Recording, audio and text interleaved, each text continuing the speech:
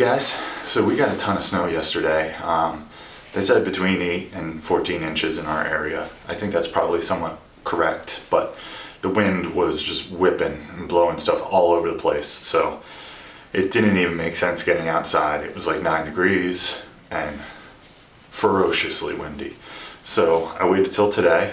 We're gonna go out and clean off the driveway, but I figured this would be a great time to introduce you to one of my little projects here.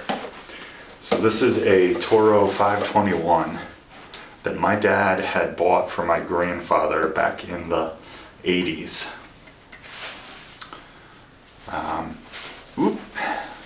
Get myself oily.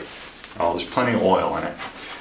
Just getting it ready to go out. But so I did a few things to this. My grandfather hadn't run it very much, and it pretty much just sat in his garage until I got it, and it was probably almost 40 years old at that point. So I took off the motor when I first got it, and I got that working. I cleaned out the carburetor, did some stuff like that, and it never ran great, but it ran. So I used that for a couple of years that way. It was notoriously hard to start. It would take me like 30 pulls to get it running.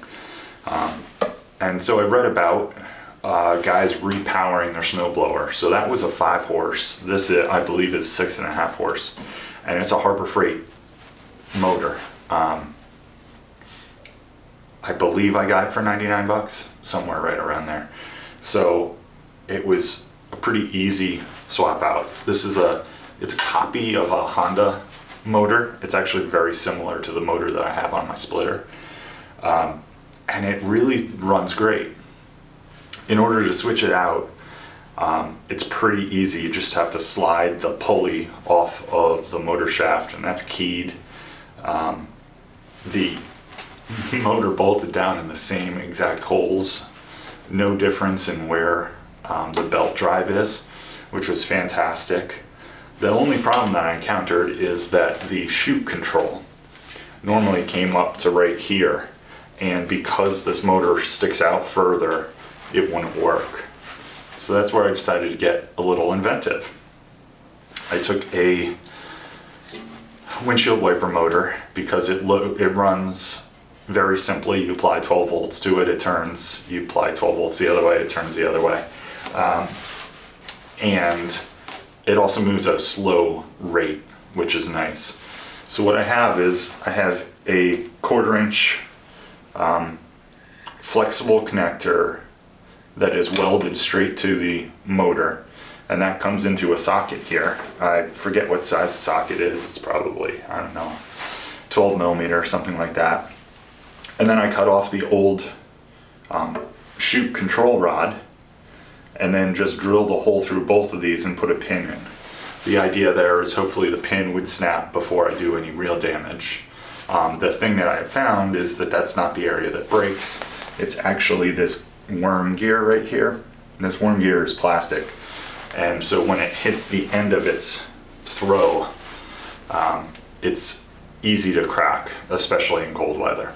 So I have to be really careful about that. I want to make sure that the chute never goes past full 90 degrees either way.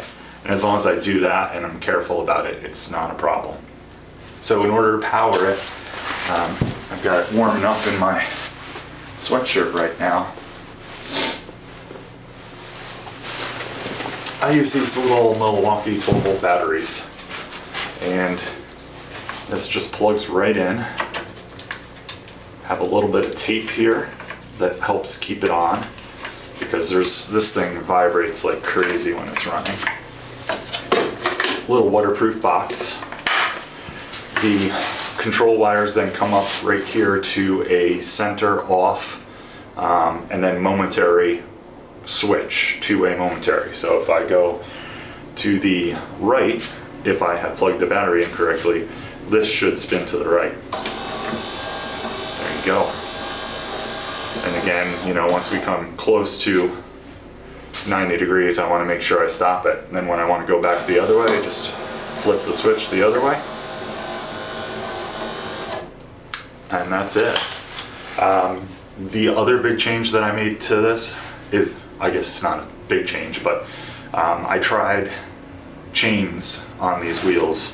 These are hard plastic wheels, and that worked out okay, except that when you're pushing it forward, it's almost like you were driving on octagon shaped wheels, and it really made for a bumpy ride. But they did give us traction. Without the chains, these hard tires have like zero traction. So this year, what I did is I just drove in a whole bunch of self-tapping metal screws into these hard rubber notches. You can probably see them here. And they have one of those hex cap heads. So there's a lot of sharp pieces that stick up from it, and it rolls like a dream.